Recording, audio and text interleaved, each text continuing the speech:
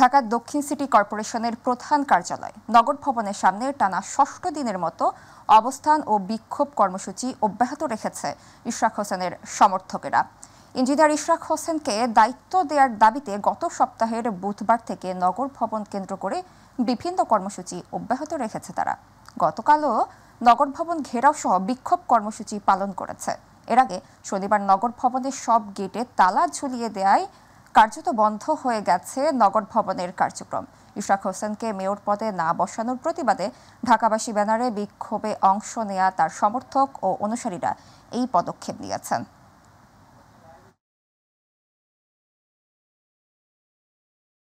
নগর ভবনে আছে আমাদের সহকর্মী SM আরিফ, তার কাছ থেকে জানবো সেখানকার সবশেষ পরিস্থিতি।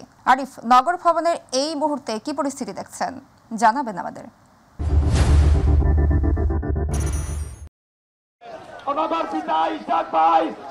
সাবরিনা, এই যে গত 6 দিন ধরে, আজকের দিন নিয়ে টানা 6 দিন ধরে কিন্তু ইশরাক হোসেনের যে শপথ গ্রহণের দাবিতে সেই যে আন্দোলন, সেটি কিন্তু তার সমর্থকরা করে আসছেন। তিনি মেয়র হিসাবে ইতিমধ্যেই কিন্তু আদালতের রায় কিন্তু পেয়েছেন। পাশাপাশি নির্বাচন কমিশন যে প্রজ্ঞাপন, সেটিও কিন্তু হয়ে গেছে। তারপরেও তাকে যে মেয়র পদে শপথ গ্রহণ করা হচ্ছে না, সেই দাবিতে কিন্তু আসলে এই নগর ভবনের সামনে দীর্ঘ টানা 6 দিন যাবৎ কিন্তু এই আন্দোলন চালিয়ে যাচ্ছে। আজকের দিনটি কিন্তু নতুন একটি কর্মসূচি তারা দিয়েছেন। গতকালকে ব্লকেট কর্মসূচি তারা দিয়েছেন যে আজকে সকাল 11টা থেকে তারা ব্লকেট করবেন। ইতিমধ্যে কিন্তু তার যে সমর্থকদের নেতাকর্মীরা রয়েছে, তার দক্ষিণ সিটি কর্পোরেশনের সমর্থকরা রয়েছেন, সেই সমর্থকরা কিন্তু ইতিমধ্যে এসে পৌঁছেছেন এই নগর ভবনের সামনে। এবং এখনও কিন্তু বিভিন্ন স্থান থেকে, বিভিন্ন জায়গা থেকে কিন্তু মিছিল নিয়ে এই তাদের নেতাকর্মী এবং সমর্থকরা কিন্তু এসে জড়ো হচ্ছেন এই যে নগর ভবনের সামনে।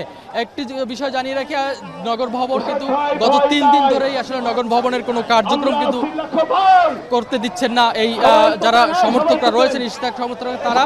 কারণ হলো তারা কিন্তু আমরা নগর ভবনের ভিতরে যেটা দেখেছি, আজকেও কিন্তু তারা বিভিন্ন যে দপ্তরগুলো রয়েছে বা বিভিন্ন যে কক্ষগুলো রয়েছে, সেই কক্ষগুলোতে কিন্তু তারা তালা মেরে দিয়েছেন। এবং তারা বলছেন যে নগর ভবনের কোনো কার্যক্রমই হবে না যতক্ষণ না ইশরাক এই নগর ভবনের দায়িত্ব নেয়।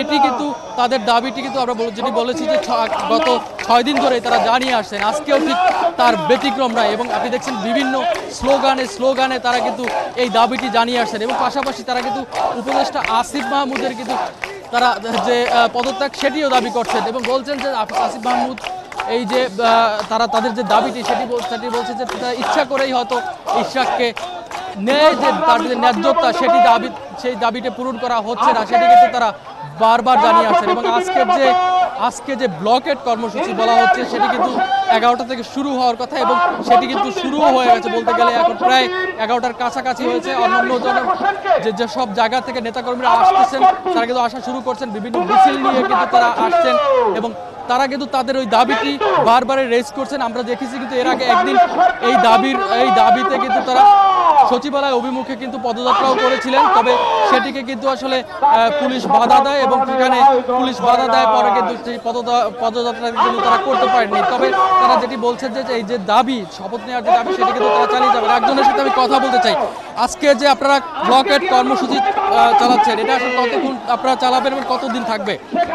যতদিন পর্যন্ত আমাদের কাঙ্ক্ষিত ফল না পাবো, ততদিন এই সংগ্রাম চলবে। আর দিন দিন এই সংগ্রামের তীব্র থেকে তীব্রতর হবে। আজকে প্রধান উপদেষ্টার দৃষ্টি আকর্ষণ করব একমাত্র এই হাসিব সাহেবের জন্য, তার কৃতকর্মের জন্য। আজকে জনতার যে রায়, আজকে আদালত কর্তৃক যে রায়, সেই রায়কে উপেক্ষিত করা হচ্ছে, জনগণের প্রত্যাশাকে খর্ব করা হচ্ছে। আমরা আশা করব যে প্রধান উপদেষ্টার দৃষ্টি আকর্ষণ করব অনতিবিলম্বে এই জনদুর্ভোগ লাঘব করার জন্য, ঢাকা সিটি কর্পোরেশনের পুঞ্জীভূত সমস্যার সমাধানের জন্য। ধন্যবাদ। যিনি যেমনটি জানিয়েছেন, তারাও আসলে এই জনদুর্ভোগটা চায় না। আপনি জানেন যে এটা একটি ব্যস্ততম কিন্তু রাস্তা, গুলিস্তানের বিভিন্ন পয়েন্টে এখান থেকে বিভিন্ন দিকে যাওয়ার রাস্তা, সেটি পাশাপাশি আপনি আগে যেটা বলছেন, তালা মেরে দেওয়ার ফলে কিন্তু সিটি কর্পোরেশনের কার্যক্রম স্থবির হয়ে পড়ছে। সবকিছুর যে একটা ভোগান্তি, সেই ভোগান্তি তারাও চায় না। তারা দাবিটা যদি মানা হয়, সব ভোগান্তির অবসান হবে, সেটি তারা জানাচ্ছেন। আদালতে নেওয়া হয়েছে অভিনেত্রী নুসরাত ফারিয়াকে। সকালে তাকে ঢাকার সিএমএম আদালতে নেওয়া হয়। এর আগে গতকাল সকালে থাইল্যান্ড যেতে শাহজালাল আন্তর্জাতিক বিমানবন্দরে গেলে ইমিগ্রেশন পুলিশ তাকে আটকে দেয়। পরে তাকে তুলে দেয়া হয় ভাটারা থানা পুলিশের কাছে। এরপর একই দিন বিকালে ফারিয়াকে গ্রেফতার দেখিয়ে জিজ্ঞাসাবাদের জন্য নেওয়া হয় মিন্টু রোডের গোয়েন্দা পুলিশ কার্যালয়ে। এই অভিনেত্রীর বিরুদ্ধে 2024 সালের বৈষম্য বিরোধী আন্দোলন চলাকালীন রাজধানী ভাটারা থানায় একটি হত্যা চেষ্টা মামলা রয়েছে। মামলা সূত্রে জানা যায়, সাবেক প্রধানমন্ত্রী ও আওয়ামী লীগ সভানেত্রী শেখ হাসিনা এবং তার সরকারের সংশ্লিষ্ট 283 জন ও অজ্ঞাতনামা 300 থেকে 400 জনের বিরুদ্ধে ঢাকার সিএমএম আদালতে মামলাটি করেছেন এনামুল হক। মামলার বৈষম্য বিরোধী আন্দোলনের বিপক্ষে অবস্থান নিয়ে আওয়ামী লীগের অর্থ যোগানদাতা হিসেবে আসামি করা হয় ঢাকায় চলচ্চিত্রের এই নায়িকা নুসরাত ফারিয়াকে।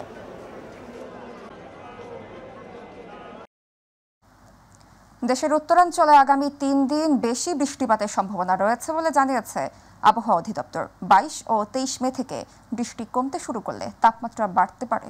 এছাড়া 26 ও 27 মে বঙ্গোপসাগরে লঘুচাপ হওয়ার সম্ভাবনা রয়েছে বলে পূর্বাভাস দিয়েছেন আবহাওয়াবিদ ইউসুফ আলীর রিপোর্ট। বাংলা বছরের শুরুর মাসে কালবৈশাখীর তাণ্ডব দেখা গেলেও জ্যৈষ্ঠ মাসেও গরমের সাথে থেমে থেমে চলে ভারী বৃষ্টি, ঝড়ো হাওয়া ও বজ্রপাত। আবহাওয়া অধিদপ্তরের তথ্যমতে দেশের কয়েকটি স্থানে আগামী 3 দিন ভারী বৃষ্টিপাতের সম্ভাবনা রয়েছে। আগামী 3 দিন আমরা রংপুর, ময়মনসিংহ এবং সিলেট বিভাগে ভারী বৃষ্টিপাত হতে পারে মর্মে আমরা ভারী বৃষ্টিপাতের পূর্বাভাস প্রদান করেছি। তবে চলতি সপ্তাহের শেষের দিকে তাপমাত্রা বাড়ার সম্ভাবনা রয়েছে বলে জানান আবহাওয়াবিদ একেএম নাজমুল হক। 22 তারিখ থেকে তারপর কয়েকদিন দেশের তাপমাত্রা কিছুটা বৃদ্ধি পেতে পারে এবং ওই সময়ে বৃষ্টিপাতের পরিমাণও অনেকটা কমে যেতে পারে। মে মাসের শেষের দিকে লঘুচাপ আঘাত হানতে পারে বলেও জানান তিনি। আগামী 22 তারিখে এরাবিয়ান সিতে একটি লঘুচাপ তৈরি হওয়ার সম্ভাবনা রয়েছে এবং পরবর্তীতে এটি আরও ঘনীভূত হতে পারে। উত্তর আন্দামান এবং তৎসংলগ্ন এলাকায় আগামী 26 অথবা 27 তারিখের দিকে একটা লঘুচাপ তৈরি হওয়ার সম্ভাবনা রয়েছে।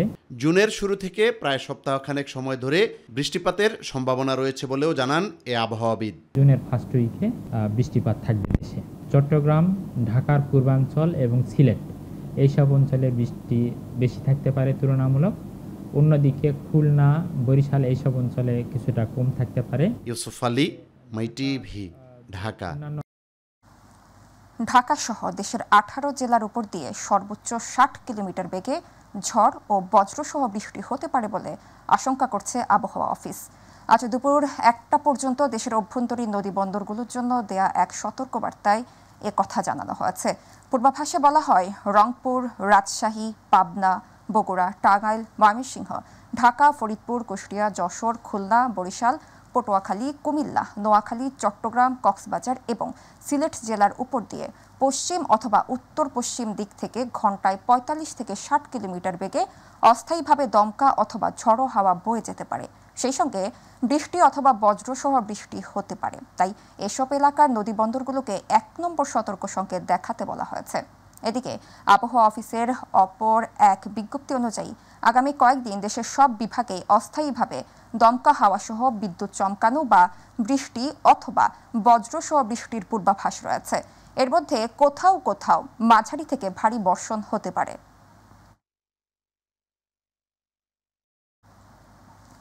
সাতক্ষীরার উপর দিয়ে বয়ে যাচ্ছে তীব্র তাপদাহ। এতে দৈনন্দিন কার্যক্রমের পাশাপাশি ব্যাহত হচ্ছে শিক্ষা প্রতিষ্ঠানগুলোতে শ্রেণী কার্যক্রম। গত কয়েকদিনে সাতক্ষীরায় সর্বোচ্চ তাপমাত্রা রেকর্ড করা হয়েছে 39 ডিগ্রি সেলসিয়াস। আবহাওয়া অধিদপ্তর বলছে, কয়েকদিনের মধ্যে বৃষ্টির সম্ভাবনা রয়েছে, তখন তাপমাত্রা সহনীয় পর্যায়ে আসবে। প্রতিনিধি ফয়জুল হক বাবুর তথ্যচিত্রে আরও জানাচ্ছেন শামস তাবরিজ উচ্ছ্বাস। বৈশাখের শেষ সময়ে গরমের তীব্রতা হঠাৎ বেড়ে যাওয়ায় সাতক্ষীরায় গত কয়েকদিন ধরে বিপর্যয় হয়ে পড়েছে জনজীবন। অসহনীয় গরমে কষ্ট বেড়েছে শ্রমজীবী মানুষের। কেউ কেউ তীব্র গরমের হাত থেকে রেহাই পেতে আশ্রয় নিচ্ছে বিভিন্ন গাছের নিচে। প্রচণ্ড এই গরমে কাজ করতে না পেরে বিপাকে পড়েছে নিম্ন আয়ের মানুষ। এবারে যে পরিমাণ গরম পড়তেছে তাতে করে বেশিরভাগ মানুষের হিট স্ট্রোক হয়ে যাচ্ছে। আমরাই তো খুব বিপদে আছি। সাতক্ষীরায় অতিরিক্ত গরমের জন্য আমরা ছাতা মাথা দিয়ে ভ্যান চালাতে হচ্ছে। তীব্র গরম বাড়তেছে, কিন্তু এবছর একটু বেশি পরিমাণে বাচ্চা কাচ্চা খুব অসুস্থ। এদিকে তীব্র গরম আর লোডশেডিংয়ে সাতক্ষীরার অধিকাংশ শিক্ষা প্রতিষ্ঠানে ব্যাহত হচ্ছে শ্রেণী কার্যক্রম। বাইরে প্রচণ্ড গরম সহ্য করা যাচ্ছে না। এখানে এই পুকুর ধারে বাতাস আছে, এই কারণে এখানে এসে বসে আছি। একটু বৃষ্টি যদি আল্লাহ দিত, বৃষ্টি দিলে আমরা স্বস্তির নিঃশ্বাস পেতাম। তীব্র গরমে আমাদের অনেক শিক্ষার্থী কিংবা আমাদের যে সহপাঠীরা আছে তারা অনেক অসুস্থ হয়ে পড়তেছে। কারেন্ট থাকছে না, সেজন্য আমরা ক্লাস করতে পারছি না, বসতে পারছি না। তার মধ্যে এত গরম যে 2-3 জন বসাও কষ্টকর হয়ে যাচ্ছে আমাদের জন্য। 41 ডিগ্রির উপরে আমাদের টেম্পারেচার, আমাদের তাপমাত্রা যাচ্ছে, যে কারণে আমাদের স্কুলের ছাত্রছাত্রীদের এই গরমে ক্লাস করা অত্যন্ত কষ্টকর হয়ে যাচ্ছে। বিগত কয়েকদিন ধরে সাতক্ষীরা সহ দেশের বিভিন্ন অঞ্চলে মৃদু থেকে মাঝারি ধরনের তাপমাত্রা বইছে। তবে কয়েকদিনের মধ্যেই বৃষ্টি হওয়ার সম্ভাবনা রয়েছে বলে জানান আবহাওয়া অফিস। তাপমাত্রা একটু কমে গেছে আজকে, এবং আগামী কয়েকদিন তাপমাত্রা আর একটু কমবে বলে মনে করা হচ্ছে আমাদের আবহাওয়া অফিস থেকে। আর আগামী কয়েকদিনে একটু বৃষ্টিপাতেরও সম্ভাবনা রয়েছে। এবছর সাতক্ষীরা জেলায় সর্বোচ্চ তাপমাত্রা রেকর্ড করা হয়েছে 39 ডিগ্রি সেলসিয়াস। শামস তাবরিজ উচ্ছ্বাস, মাই টিভি নিউজ ডেস্ক। জ্যৈষ্ঠের শুরুতে রাজধানীর ছোট বড় বাজার ছেয়ে গেছে রসালো ফলে। আম, কাঁঠাল, লিচু, তালশাঁস, আনারস, জামরুল সহ নানান ফলের পসরা সাজিয়ে বসেছেন বিক্রেতারা। তবে ক্রেতাদের পছন্দের তালিকায় সবার আগে রয়েছে আম।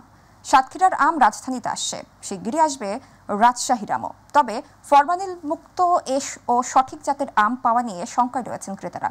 বাজার তদারকির আহ্বান জানিয়েছেন তারা। আফজাল হোসেনের রিপোর্ট।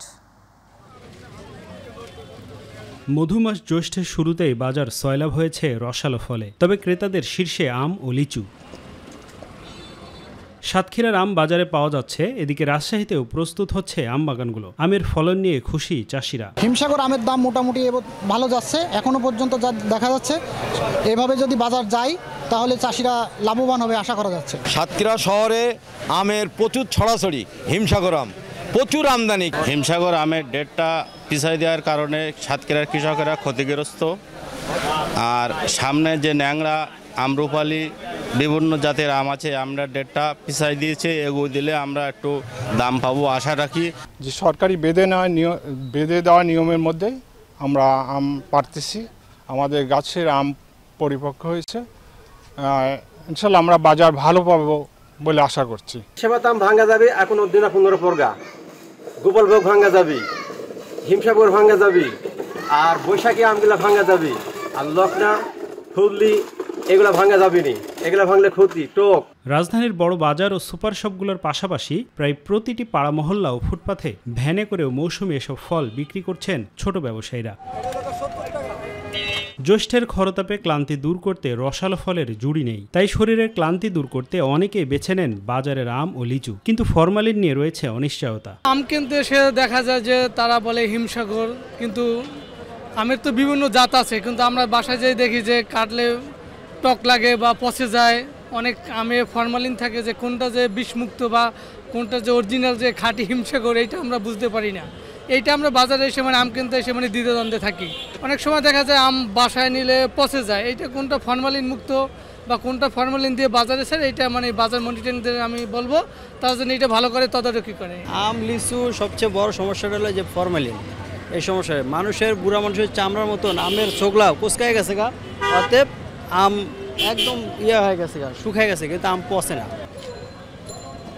রাজশাহীতে যে আম পরিপুষ্টই হয়নি, ঢাকায় সে আম পেকে গেছে। রাজশাহীতে যে আম পাকলে বোটার চারপাশে হালকা হলুদ হয়, ঢাকায় সে আম লালে লাল। আড়তদার আর ব্যবসায়ীর কোনো এক জাদুর ছোঁয়ায় অপরিপুষ্ট গুটি আমও হয়ে যায় গাছ পাকা হিমসাগর। বাজারে এসে ক্রেতাদের তাই শঙ্কা, কোনটা ফরমালিন আর কোনটা ভিন্ন জাত তা চিনবেন কিভাবে। তাদের প্রত্যাশা, নজরদারি বাড়াবে সরকার। আফজাল হোসেন, মাই টিভি, ঢাকা। পটুয়াখালীর সামুদাফাত নদী তীরের মাছের হাট। ভোরের আলো ফোটার আগেই এখানে শুরু হয় কেনাবেচা, চলে মাত্র ঘন্টা দুয়েক। এই হাটের তরতাজা মাছের চাহিদা এতই বেশি যে জেলের ট্রলার থেকে আড়তদারদের চৌকিতে মাছ তোলার সঙ্গে সঙ্গেই তা বিক্রি হয়ে যায়। প্রতিনিধি এনামুল ইসলামের তথ্যচিত্রে আরও জানাচ্ছেন শামস তাবরিজ উচ্ছ্বাস। চিংড়ি, ট্যাংরা অথবা টাকি হরেক রকমের এসব মাছ এভাবে হাক ডাকে বিক্রি করা হচ্ছে পটুয়াখালীর রাঙাবালী উপজেলার সামুদাফাত মাছের হাটে। মাত্র 120 মিনিটের এই মাছের ঘাটে মাসে বিক্রি হয় কোটি টাকার মাছ। সাগরপাড়ের এই হাটের মাছে কোনো বরফ বা প্রক্রিয়াজাতকরণ করা হয় না, ফলে সাগরের তরতাজা মাছের চাহিদা এতটাই বেশি যে জেলেরা ট্রলার থেকে আড়তের চৌকিতে মাছ তোলার সঙ্গে সঙ্গে বিক্রি হয়ে যায়। এই মাছ কিনতে এখানে ছুটে আসেন বিভিন্ন উপজেলার পাইকাররা। রাত থেকে বাজার শুরু হয়, প্রায় 8টা-9টার মধ্যে শেষ হয়। এই জায়গায় নগদ ধরিয়ে না চিংড়ি মাছ, তারপর সাঁতরা মাছ, তারপর চেউ মাছ, এগুলো সব যত লাভ হয় এগুলো অনেকে কিনে নিয়ে খাইতে মজা হয়। স্বল্প দামে, যেখানে আমরা বাজার থেকে যে দামে কিনি তুলনামূলক এখানে দাম কম। এখানে প্রতিদিন বিভিন্ন প্রজাতির সামুদ্রিক মাছ বিক্রি করা হয়, আর এই অল্প সময়ের মধ্যেই বেচা বিক্রি হয়ে যায় সব মাছ। সকাল 7টা থেকে 8টার মধ্যেই এসব মাছ পৌঁছে যায় উপজেলার বিভিন্ন খুচরা বাজারে। আমরা অনেক কম টাকায় মাছ কিনি, আবার নিয়ে আমরা বিক্রি করি। আমরা গলাচিপা দিই, ঢাকা দিই, পটুয়াখালী দিই, রাঙ্গাবালি, বিভিন্ন জায়গায় মাছ বেচি। মাছ কিনে আমরা বিভিন্ন জায়গায় নিয়ে বেচি, বেচার পর অনেক লাভ বাণিজ্য হয়। এখানে মাসে অন্তত 1 থেকে 1.5-2 কোটি টাকা বিক্রি হয়। তবে ব্যবসায়ীরা বলছেন, যদি যোগাযোগ ব্যবস্থা আরো উন্নত করা যায় তাহলে এই বাজার আরো জনপ্রিয় হয়ে উঠবে আর ব্যবসা হবে আরো লাভজনক। একটু অসুবিধা হয়, এই জায়গাটা অনেক একটু দূরত্ব, এই নদীটা, এটা যদি একটা ঘাট হয় তাহলে আমাদের একটু সুবিধা হয়। জমজমাট অলেগের পাকা সড়ক রাস্তা লাগে, আমরা চলতে আমাকে মানে কষ্ট হয়। মাত্র 120 মিনিটের ব্যস্ততম বাজার। প্রকৃতির আশীর্বাদে সমৃদ্ধ রাঙাবালির সামুদাফাত মৎস্যঘাট বয়ে আনছে অর্থনীতি ও জীবিকার এক বিশাল সম্ভাবনা। শামস তাবরিজ উচ্ছ্বাস, মাই টিভি নিউজ ডেস্ক। বাংলা নববর্ষ উপলক্ষে মানিকগঞ্জের শিবালয়ে তেওতা জমিদার বাড়িতে মঞ্চায়িত হয়েছে গ্রাম বাংলার ঐতিহাসিক যাত্রাপালা নবাব সিরাজউদ্দৌলা। যাত্রা উপভোগ করতে জমিদার বাড়িতে এসেছিলেন মানিকগঞ্জ, ধামরাই, টাঙ্গাইল, রাজবাড়ী সহ আশেপাশের অঞ্চলের শত শত নারী পুরুষ। দীর্ঘদিন পর গ্রামীণ পরিবেশে এমন নাটক দেখে খুশি দর্শক শ্রোতারা। প্রতিনিধি আজিজুল হাকিমের রিপোর্ট, জানাচ্ছেন ইলিয়াস কমল। বাংলা বর্ষবরণ উপলক্ষে যমুনা নদীর কোল ঘেঁষা শিবালয়ের তেওতা জমিদার বাড়ি প্রাঙ্গণে 3 দিনব্যাপী বৈশাখী মেলা ও লোকজ সাংস্কৃতিক অনুষ্ঠানের আয়োজন করা হয়। উপজেলা প্রশাসনের আয়োজনে এই অনুষ্ঠানের শেষ দিনে ছিল গ্রাম বাংলার জনপ্রিয় যাত্রাপালা নবাব সিরাজউদ্দৌলা। জেপি নাট্যগোষ্ঠীর পরিবেশনায় মঞ্চায়িত সিরাজউদ্দৌলা যাত্রায় অভিনয় করে দর্শকদের মন জয় করেছেন শিল্পীরা। ঐতিহাসিক যাত্রাটি উপভোগ করতে পেরে আনন্দিত ও খুশি দর্শকরাও। আমি এটা এর আগে এখনো দেখি নাই, এই প্রথম বাচ্চাদের নিয়ে আসছি, ভালোই লাগছে। তো ভালো লাগলো সিরাজউদ্দৌলার পয়লা বৈশাখ উপলক্ষে 3 দিন যাবে চলছে, ভালো লাগতেছে, খুব সুন্দর, ভালো লাগতেছে, খুব আনন্দ লাগতেছে আমাকে। হারিয়ে যেতে বসা যাত্রা শিল্পের কর্মীদের সংগ্রাম থাকলেও দীর্ঘ বছর পর গ্রাম বাংলার ঐতিহ্যবাহী যাত্রায় অভিনয় করতে পেরে খুশি অভিনয় শিল্পীরা। সবগুলি চরিত্রের চাইতে নবাব সিরাজউদ্দৌলাটা একটা ডিফারেন্ট ক্যারেক্টার। এটার মধ্যে একটা প্রাণ আছে, একটা আকুতি আছে, একটা অনুভূতি আছে। বাঙালি পরম্পরার এক আদি কৃষ্টি, এই কৃষ্টিটা লোকশিক্ষা মাধ্যম, সমাজ দর্পণ। সমাজের প্রজন্ম এখন জানবে নবাব সিরাজউদ্দৌলা সম্পর্কে। আমরা যারা যারা পৃষ্ঠপোষকতা করতে পারি, তারা যদি এগিয়ে আসে তাহলে শিল্পটা বেঁচে থাকবে। আমরা যদি এই ধরনের পদক্ষেপ আসলে প্রতিটা গ্রামে গ্রামে নিতে পারি তাহলে অনেক কিছু শিকার আছে। গ্রাম বাংলার ঐতিহ্য ধরে রাখতে এবং কবি পত্নীর স্মৃতি বিজড়িত জমিদার বাড়িকে পর্যটন বান্ধব গড়ে তুলতে এই আয়োজন করা হয়েছে, জানিয়েছে স্থানীয় প্রশাসন। এখানে এই জমিদার বাড়িতে যে বাংলার ঐতিহ্য রয়েছে এবং তেওতা এলাকায় একজন গুণী শিল্পী রয়েছেন আলী মুর্তজা পলাশ, তিনি সাধারণত এই নাটকগুলোই পরিবেশন করে থাকেন।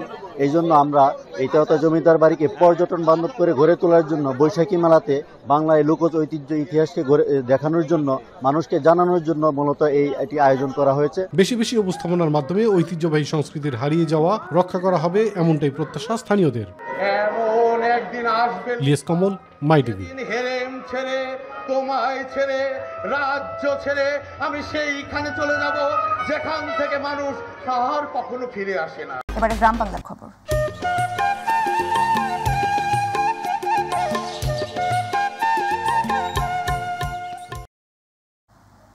ঢাকা বিশ্ববিদ্যালয়ের শিক্ষার্থী ও স্যার AF রহমান হল শাখা ছাত্রদলের সাহিত্য ও প্রকাশনা সম্পাদক শাহরিয়ার আলম সাম্য হত্যার মামলার তদন্তে গাফিলতিতে জাহাঙ্গীরনগর বিশ্ববিদ্যালয়ের প্রতিবাদ সমাবেশ হয়েছে।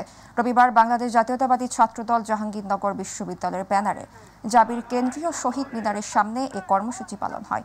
কর্মসূচি থেকে হত্যাকাণ্ডে জড়িত মূল ঘাতকসহ সব আসামিকে অবিলম্বে গ্রেফতার, সুষ্ঠু বিচার এবং নিরাপদ ক্যাম্পাসের দাবিতে প্রতিবাদ জানান জাতীয়তাবাদী ছাত্রদল জাবি শাখার নেতাকর্মীরা।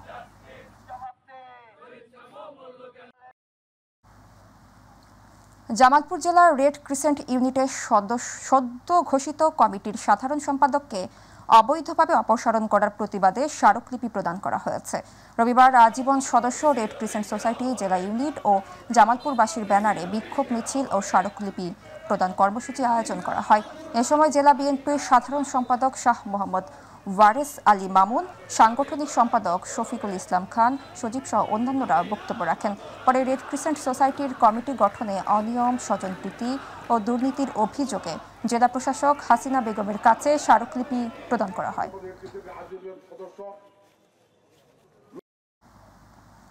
কুমিল্লার কুষ্টিয়ার কুমারখালীতে স্কুল ছাত্রীকে যৌন হয়রানির প্রতিবাদে প্রধান শিক্ষকের বিরুদ্ধে মানববন্ধন ও সড়ক অবরোধ করেছেন অভিভাবক, শিক্ষার্থী ও এলাকাবাসী। রবিবার উপজেলার যদুবইরা ইউনিয়নের চৌরঙ্গী বহুমুখী মাধ্যমিক বিদ্যালয়ের প্রধান শিক্ষক রেজাউল করিম মিলনের শাস্তির দাবিতে বিদ্যালয়ের সম্মুখে মানববন্ধন শেষে কুমারখালী টু পান্টি সড়ক প্রায় 2 ঘণ্টা অবরোধ করে রাখেন বিক্ষুব্ধ জনতা। পরবর্তীতে কুমারখালী থানা পুলিশ বিচারের আশ্বাস দিয়ে পরিস্থিতি স্বাভাবিক করেন।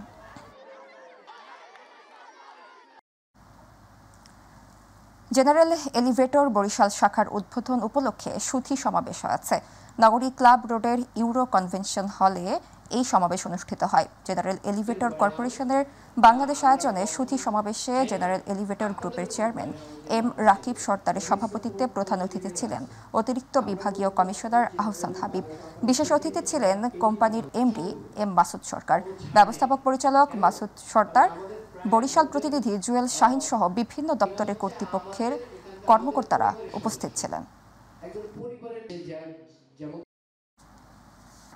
দিনাজপুরের ফুলবাড়িতে বিষমুক্ত ও নিরাপদ পদ্ধতিতে করলা সবজি প্রদর্শনী পরিদর্শন করেছে স্থানীয় কৃষি বিভাগ।